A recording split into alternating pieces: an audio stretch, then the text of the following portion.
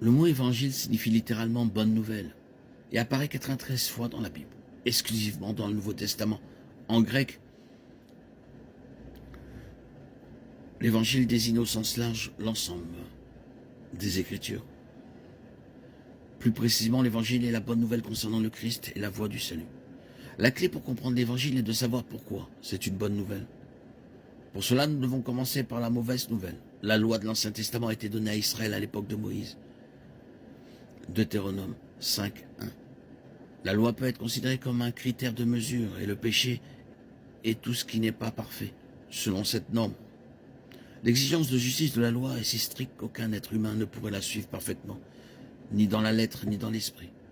Malgré notre bonté ou notre méchanceté les uns par rapport aux autres, nous sommes tous dans le même bateau spirituel. Nous avons péché et la punition pour le péché est la mort, c'est-à-dire la séparation d'avec Dieu, la source de la vie. Romains 3:23.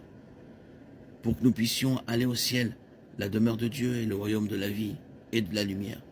Le péché doit être d'une manière ou d'une autre éliminé ou payé.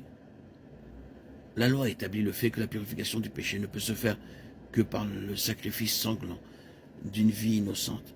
Hébreux 9:22. En effet, sous la loi, presque tout est purifié avec du sang, et sans effusion de sang, il n'y a pas de pardon des péchés.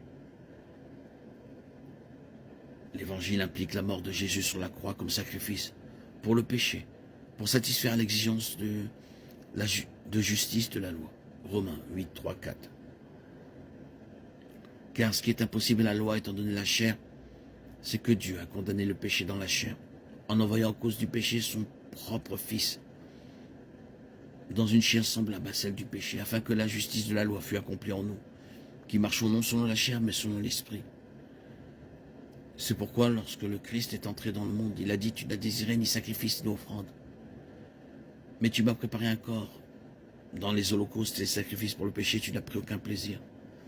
Alors j'ai dit, voici, je viens pour faire ta volonté, ô Dieu, selon qu'il est écrit de moi dans le rouleau du livre. » Après avoir dit, tu n'as voulu ni agréer les sacrifices, ni les offrandes, ni les holocaustes, ni les sacrifices pour le péché qui sont offerts selon la loi. Il ajoute, voici que je suis venu pour faire ta volonté. Et il abolit la première pour établir la seconde. C'est en vertu de cette volonté que nous sommes sanctifiés par l'offrande du corps de Jésus-Christ une fois pour toutes. Hébreux 10:5-10.